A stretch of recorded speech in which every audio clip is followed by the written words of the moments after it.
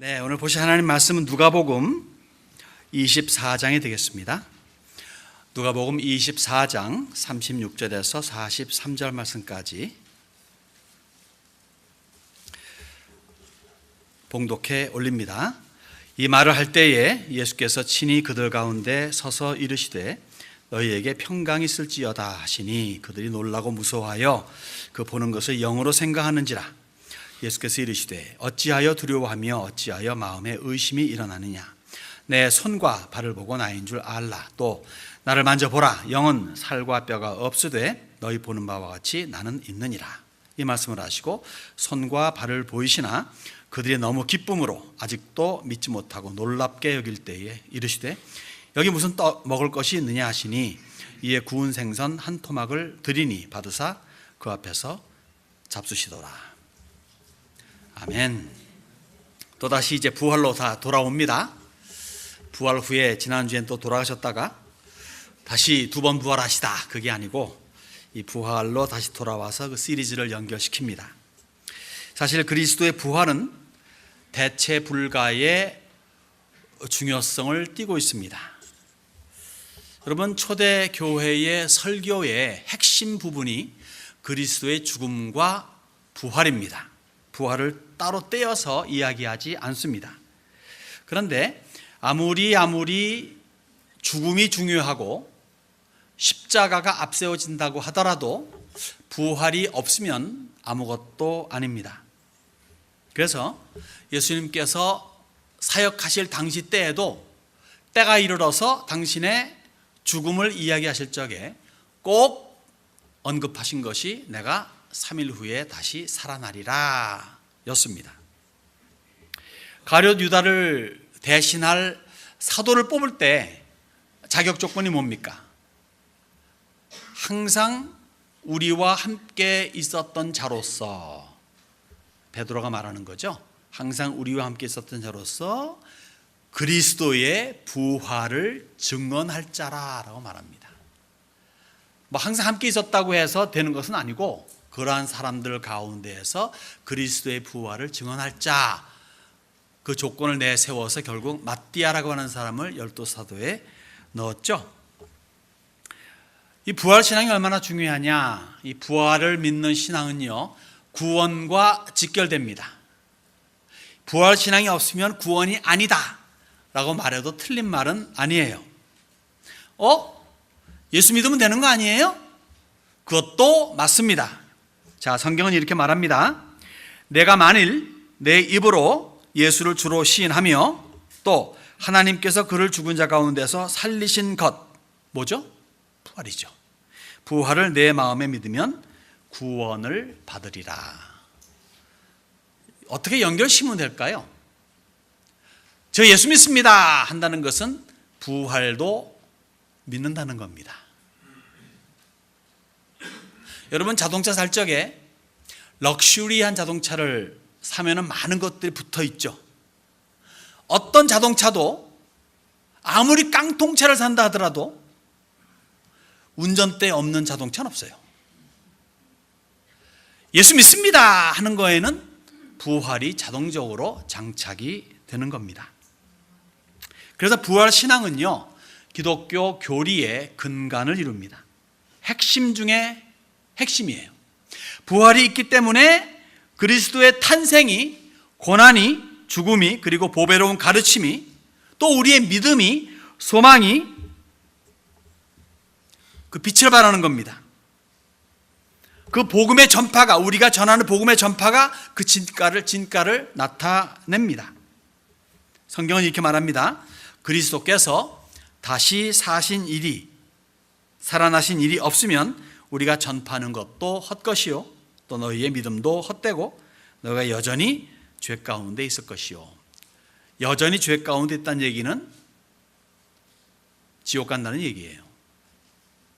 이렇게 표현하는 겁니다. 죄 가운데 살다가 죄 가운데 죽으면은 지옥입니다. 무서운 곳에 가는 거죠.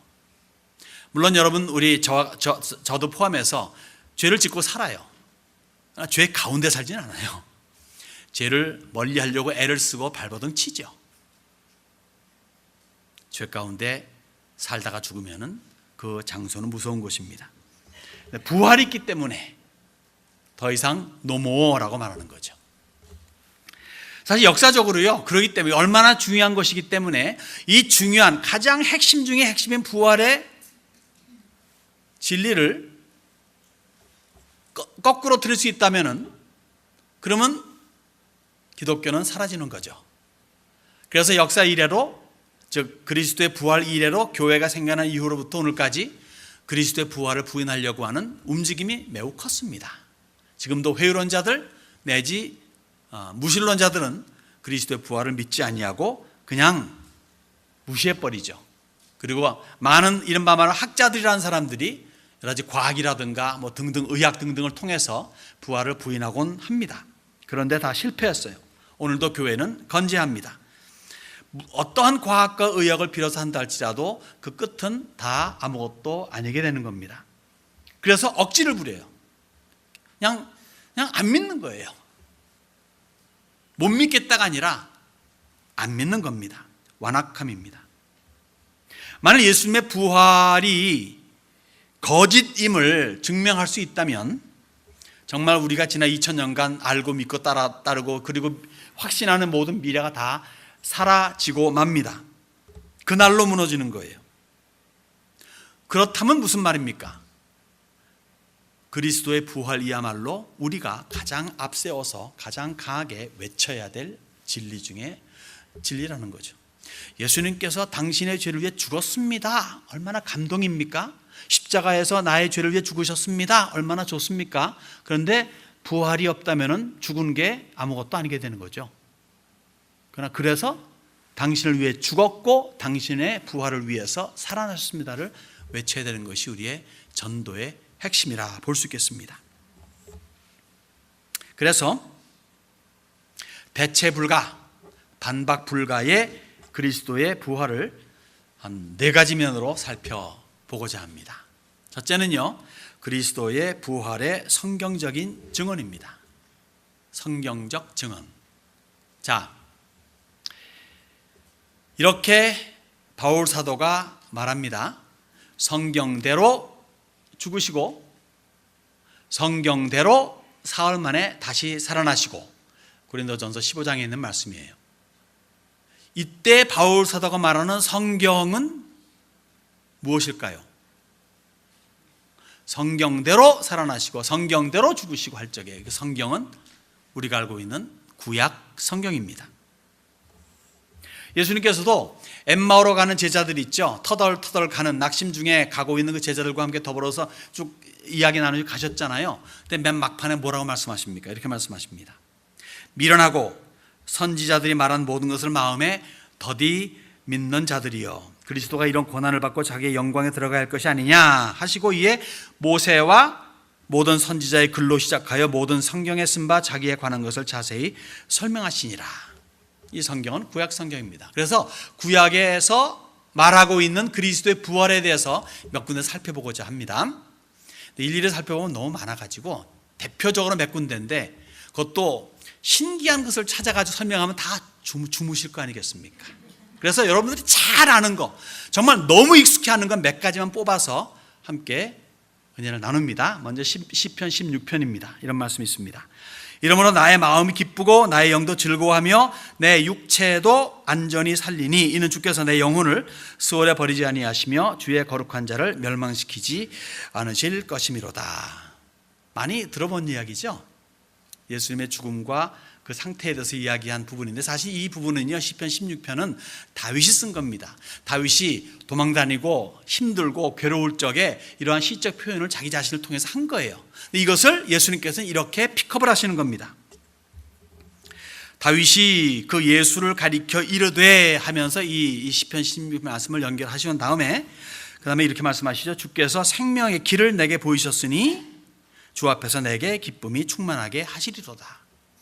내 영혼을 수월에 빠지지 않게 하시고 등등 이렇게 하신 다음에 갑자기 생명의 길이라고 말한 것은 죽음의 골짜기에서 나온 그 과정을 말하는 거죠. 그래서 죽음에서 나와야 생명의 길이니까 부활을 이야기하는 겁니다. 또 여러분 요나 이야기 잘 알지 않습니까? 요나. 설명 안 합니다. 그 요나의 이야기를 예수님께서는 이렇게 연결을 시키십니다.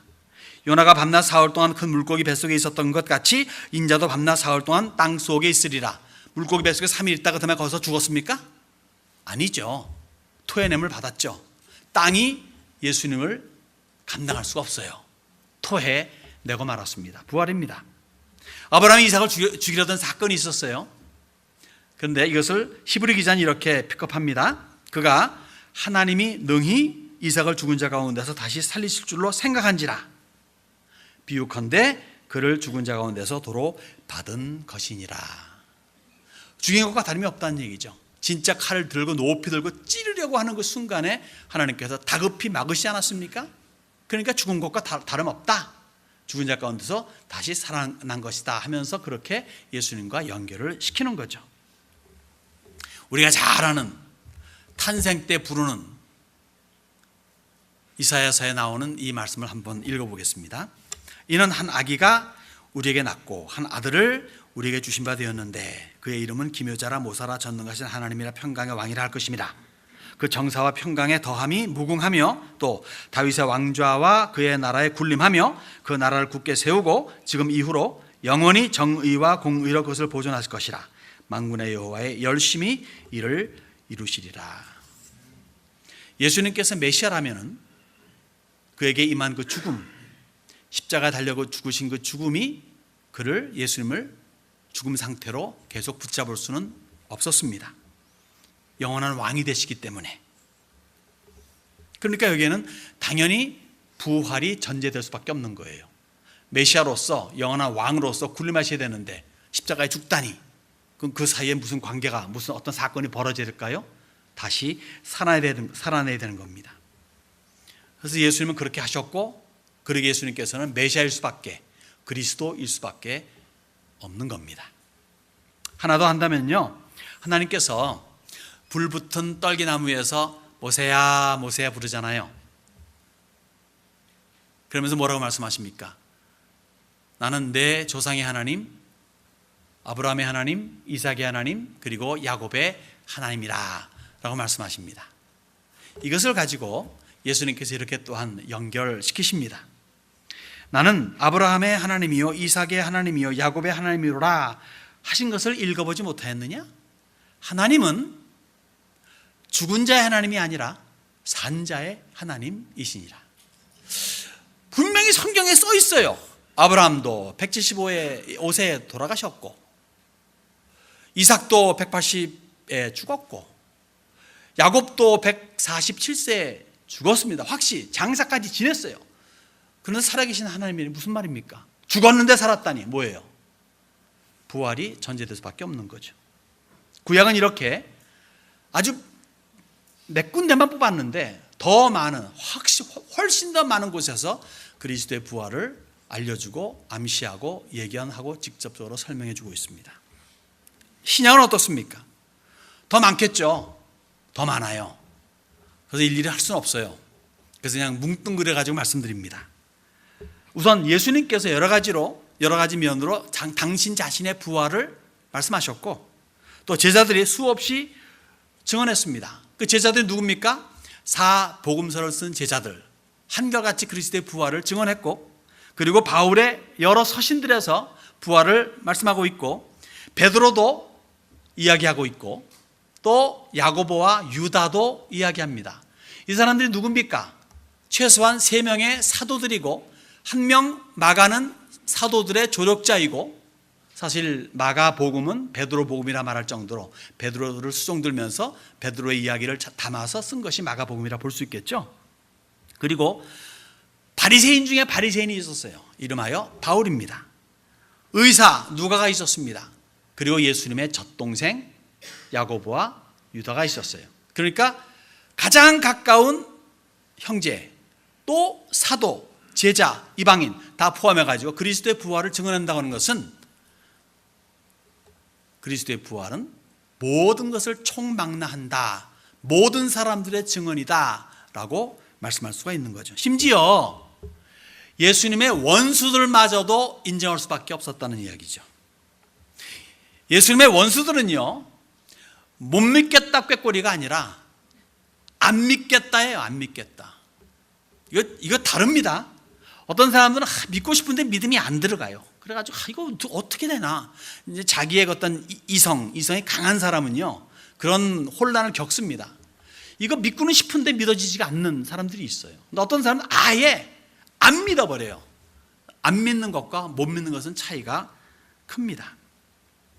안 믿기로 작정한 사람들은 어떻게 합니까? 안 믿기로 작정했는데 현실이 그러니까 이것을 뒤엎을 뭔가를 짜냅니다.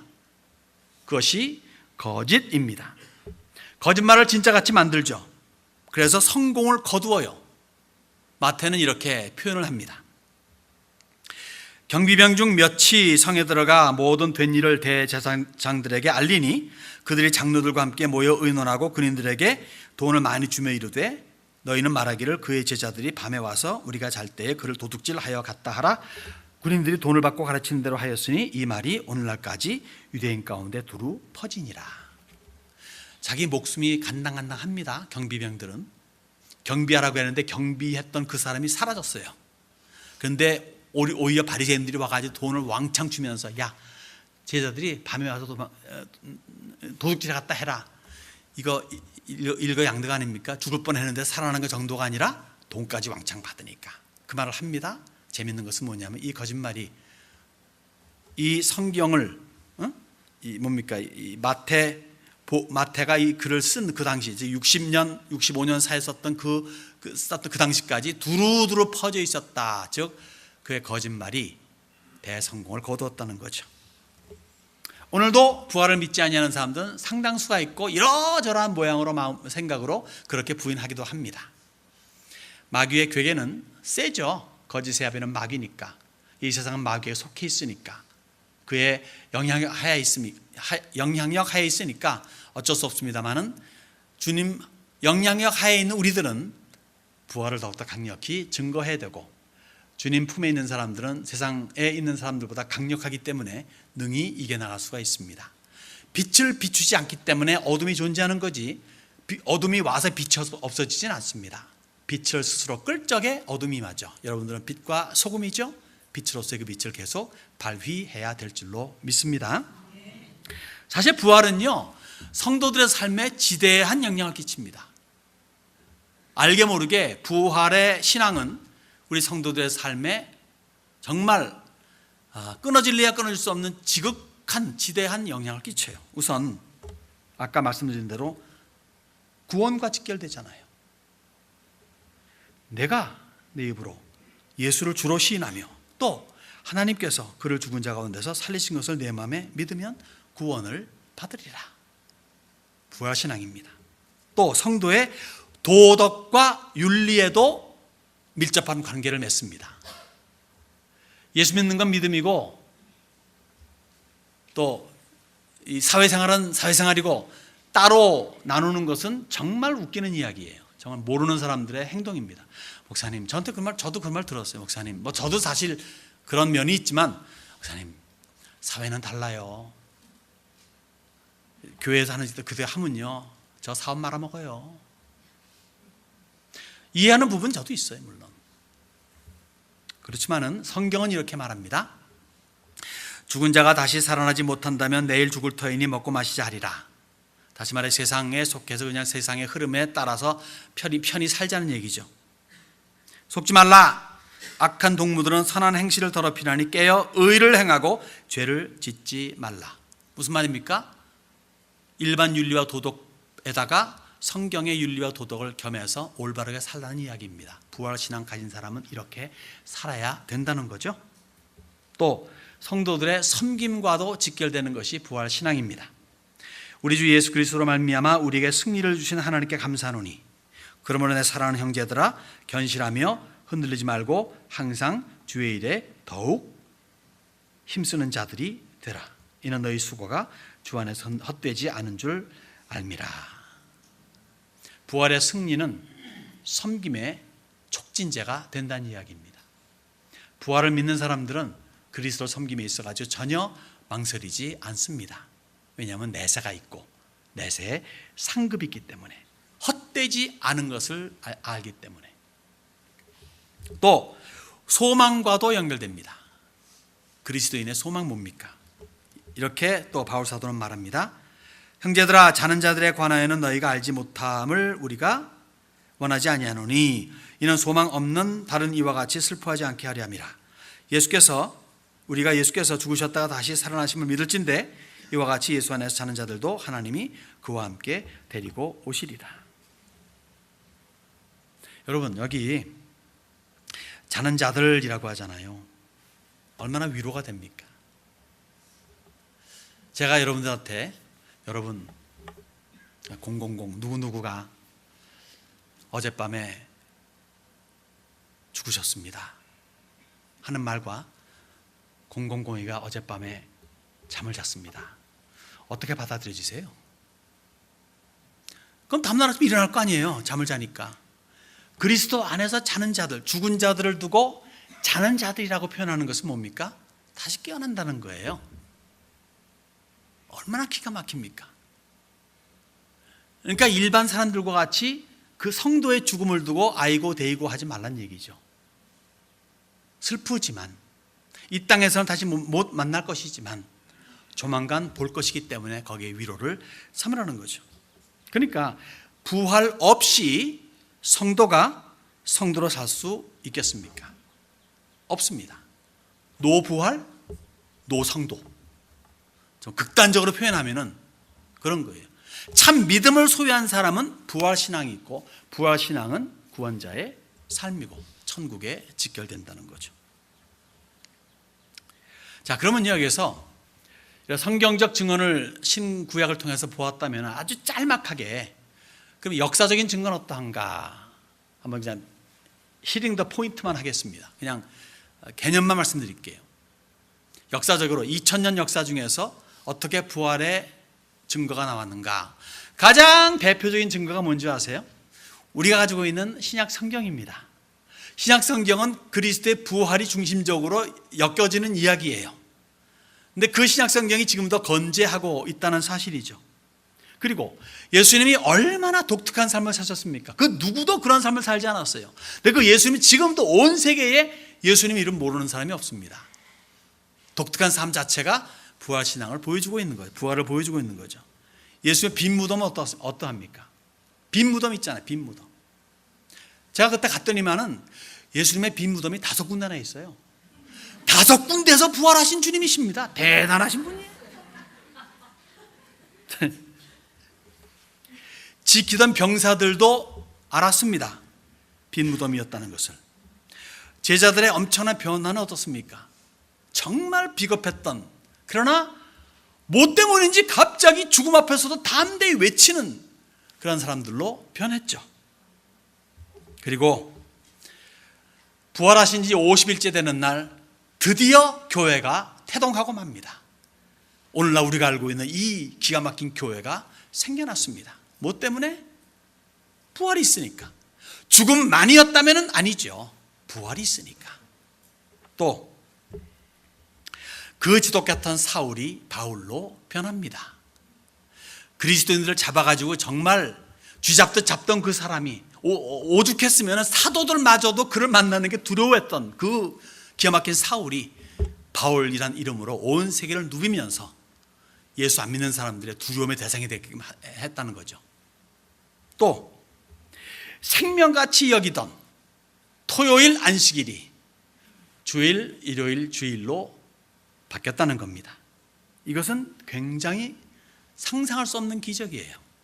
십계명에도 있는 안식일이, 유대인들에게 주신 그 안식일이, 온 국민 민족들에게 주신 그 안식일이 못담시 주일로 바뀌어야 되는 거냐 이거예요. 오로지 한 가지 이유예요. 그날 주님께서 부활하셨다는 겁니다. 부활이 안식일을 주일로 바꿔 놓은 거죠. 근데 무엇보다도 가장 큰 증거가 있다면요, 우리 자신입니다. 우리 부활 믿잖아요. 이토록 큰 증거가 어디 있습니까? 이토록 큰 기적이 어디 있어요? 논리적으로 상식적으로 아무리 생각해도 믿을 수가 없어요. 그냥 믿어요. 할렐루야. 이것이 역사적인 증거입니다. 세 번째로 볼 것은 부활의 신학적인 중요성을 보겠습니다. 일단 교리적 측면에서 보고 그 다음에 네 번째는 이제 실제적 측면에서 볼 예정입니다. 자, 신학적 중요성입니다. 첫째는 부활은요, 예수님의 정체를 확증합니다. 성경에 이렇게 말합니다. 죽은 자들 가운데서 부활하사 능력으로 하나님의 아들로 선포되셨으니 곧 우리 주 예수 그리스도시니라. 부활하여서 뭘로? 하나님의 아들로 선포됐다는 얘기죠. 즉 예수님의 정체는 뭐냐라고 할 때에 그 부활이 그 정체를 알려준다는 거예요. 무엇으로? 누구로? 하나님의 아들로, 즉 하나님으로. 여러분, 복음이 있죠. 복음서. 이 복음서 내지 복음의 주체 사상은 누구입니까? 김정은이 아니에요. 복음의 주체 사상은 예수님입니다. 예수님이 누구냐에 따라 가지고 복음이 사냐 죽으냐가 나오는 거예요. 예수님 누구입니까? 그의 부활로 말미암아 하나님의 아들인 것이 증명되는 겁니다. 확고한 거예요. 예수님의 정체는 하나님의 아들이다. 하나님이다. 두 번째, 부활은 그리스도의 구속 사역을 유효하게 합니다. 속죄해주고 속량해주고 그다음에 건져주시고 하는 그 구속 사역을 유효하게 한다는 거죠. 성경에 예수는 우리가 범죄한 것 때문에 내줌이 되고 또한 우리를 의롭다 하시기 위하여 살아나셨느니라. 의롭다 하심. 자, 우리의 죄 때문에 내줌이 되었어요. 십자가에 죽었어요. 우리의 죄를 사하시려고. 그런데 우리의 의롭다 하심 때문에 부활하셨어요. 의롭다 하심, 칭의.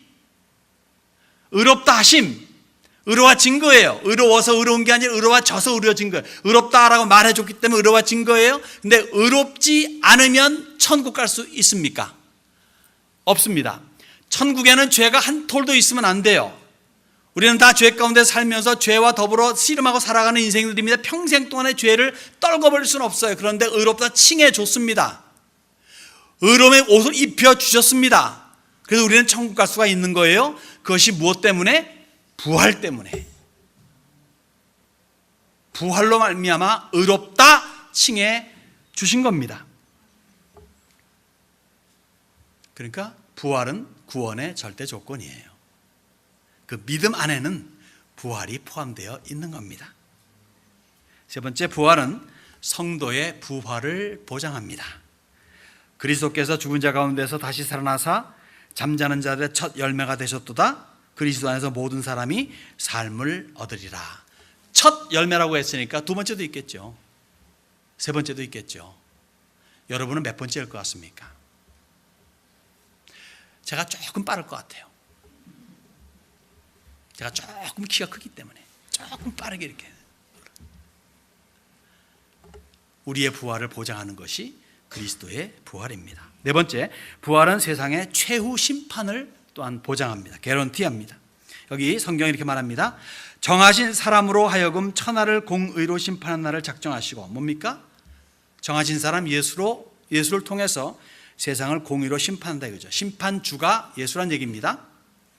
이에 그를 죽은 자 가운데서 다시 살리신 것으로 모든 사람에게 믿을 만한 증거를 주셨습니다. 즉 심판의 증거는 그리스도의 부활로 말미암아 이루어졌다는 거죠. 심판하시겠다는 거예요. 무엇으로 증거되느냐? 그리스도의 부활, 정하신 사람으로 부활. 그분이 부활하여 심판주가 된다는 거죠. 다섯 번째는요, 예수의 부활 몸은 성도의 부활 몸의 패턴입니다. 우리의 낮은 몸을 자기 영광의 몸의 형체와 같이 변하게 하시리라. 과연 주님은 누구든지 보고 알 수 있는 형체를 가졌죠. 부활의 몸이 전혀 다른 몸이었다면 Who are you? 그랬을 텐데 누구든지 예수님 보고 예수님이다 라고 알았어요. 정체성은 확실히 예수님입니다. 진짜 몸을 가졌습니다. 살과 뼈가 있습니다. 만질 수가 있습니다. 그리고 함께 여기 본문에 보니까 함께 잡수시더라, 먹고 마셨습니다. 그럼 인간인데 살과 뼈가 있는데, 그런데 순식간에 나타날 수가 있고 그리고 벽이 있어도 벽을 뚫고 다니는 그런 이상한 몸체를, 뼈가 있고 살이 있는데 그런 몸체를 가졌어요. 무슨 말입니까? 정체는, 보이는 모습은 그 분인데 성분이 달라졌습니다. 다른 물질이에요. 어디에 맞는? 천국에 맞는. 사람이 아무리 멋있어도 물속에 들어가 못 삽니다. 물고기는 아무리 훌륭해도 상어나 고래같이 커도 무트로 나오면 끝입니다. 다 맞는 몸을 가지듯 우리의 몸에 부활은 천국에 맞는 부활의 몸이 되는 겁니다. 가장 빠른 속도가 빛의 속도라 그러죠. 빛의 속도보다 더 빠른 게 뭡니까? 생각의 속도입니다. 천국은 생각의 속도로 아마 달리는 곳이 아닌가. 순식간에 어디든지 무엇이든지 할 수 있고 갈 수 있고 즐길 수 있고 누릴 수 있는 곳이 천국이다 생각이 들죠. 자, 그러면 이제 신학적인 측면에서 보았다면은 이제 실제적인 그런 가치를 한번 보기로 하죠. 실생활적인 측면에서 그 가치를 제가 세 가지로 살펴봅니다. 첫째, 부활은 성도에게 밝은 미래를 제공해 줍니다. 이렇게 성경이 말합니다. 예수 그리스도를 죽은 자 가운데서 부활하게 하심으로 말미암아 우리를 거듭나게 하사 산 소망이 있게 하시며, 인생이 이 생뿐이면, 현세밖에 없다면 얼마나 허망합니까? 정말 얼마나 많은 사람들이 이 세상 끝마리에 가가지고 야, 나 진짜 내가 소원했던 거 다 이루었고 나의 버킷리스트 100개를 다 채웠고 그다음에 소망을 다 이루었고 뭐 하고 싶은 거 다 했고 진짜 이제 진짜 더 원이 없다. 굿바이 아디오스, 진짜 난 진짜 행복하다. 그리고 돌아가시면 몇 분 되겠어요? 대다수의 분들은 내가 뭐 했다고 지금 70이고 80이냐. 전라도 사투리 쓰려고 했더니 그것 때문에 싫어하는 분이 있어가지고 자꾸 그냥 표준말 썼습니다. 정말 우리가 이 땅에 살면서 만족하게 인생을 살아가는 사람 별로 없어요. 이 세상뿐이라면 얼마나 허망하고 얼마나 억울하고 슬프겠습니까? 그런데 영생이 있죠. 그렇기 때문에 삶에 의욕이 일어나는 줄로 믿습니다. 두 번째로는요, 부활은 죽음이 가져오는 슬픔과 괴로움을 견디는 위로가 되죠. 아까 읽었죠, 우리가. 다시 한번 읽겠습니다.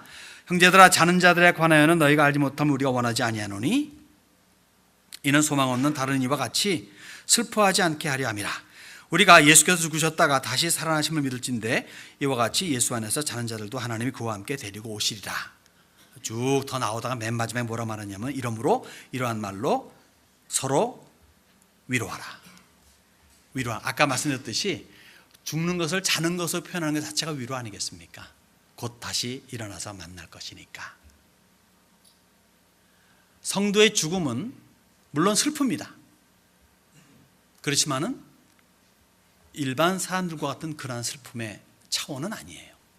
다시 만날 것을 확신하면서 이 땅에서 잠깐의 헤어짐이 슬프고 아픈 거고, 그리고 살아있을 동안에 같이 해주지 못했던 안타까움이 교차되는 거지, 다시는 못 만나고 영원히 못 만날 것 같이 그렇게 슬퍼하는 것은 아니라는 거죠. 언젠가는 여러분도 갈 것이고 저도 갈 것이겠죠. 그때 어떻게 갈 것인가 잘 준비하십시오. 그거요, 참 중요한 것 같아요. 맨 마지막에 메모리가 좋습니다. 어떻게 살았든 간에 맨 마지막에 아름답게 끝나면 아름다운 영상으로 평생 남아요. 그렇지 않다면은 헛된 안타까운 삶이 되는 거겠죠. 죽을 준비 잘 하시기 바랍니다. 마지막으로 한 번 볼 것은요, 부활은 성도로 하여금 힘차게 하나님께서 명하신 일을 감당하고 걸맞는 인생을 추구하게 합니다. 이렇게 성경이 말하죠. 좀 깁니다. 말씀드리겠습니다. 내가 그리스도와 그 부활의 권능과 그 고난에 참여함을 알고자 하여 그의 죽으심을 본받아 어떻게 해서든지 죽은 자 가운데서 부활에 이르려 하노니, 이 부활에 이르기 위해서 내가 이미 얻었담도 아니 온전히 이뤘담도 아니라 오직 내가 그리스도 예수께 잡힌 바 된 그것을 잡으려고 달려가노라. 형제들아, 나는 아직 내가 잡은 줄로 여기지 아니하고 오직 한 일, 즉 뒤에 있는 것은 잊어버리고 앞에 있는 것을 잡으려고 표대를 향하여 그리스도 예수 안에서 하나님이 위에서 부르신 부름의 상을 위하여 달려가노라. 이러한 의욕적인 삶을 살아가고 있는 우리들입니까? 그렇게 각오하고 있습니까? 아니면은 예수 믿고 천당 가게 됐으니 대강 철저히 살지 뭐 하면서 릴렉스 하고 있습니까? 왜 옥중 성도들이 일제시대 때, 아니죠, 일본 강점기라 그럽니까? 강점기 시대 때 왜 옥중 성도들이 그 믿음을 포기하지 않았습니까? 왜 지금도 지하의 성도들이 수없이 많이 북한이나 중국에서 이 믿음 생활을 포기하지 않습니까? 이슬람 치하에서, 공산 치하에서 포기치 않고 믿음 생활하는 사람들 생각해 보십시오. 그리고 수백 년 동안 로마 밑에 카타콤에서 햇빛도 보지 못하고 거기서 태어나고 죽은 그런 성도들이 얼마나 많이 있습니까? 무엇을 말합니까? 그들은 부활을 믿었기 때문이죠.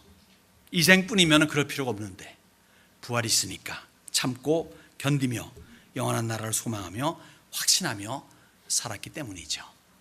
그러한 믿음을 우리가 가져야 되지 않겠습니까? 사랑하는 여러분들, 그리스도의 부활을 믿으십시다. 그렇다면 한 가지 더, 나 스스로의 부활도 0.001%의 의심도 없이 믿으시기 바랍니다. 부활 시에 입는 몸은 지금의 나라고 하는 존재를 누구든지 알게 해주는 몸이지만 성분은 전혀 다릅니다. 그리스도와 같은 성분의 몸입니다. 할렐루야.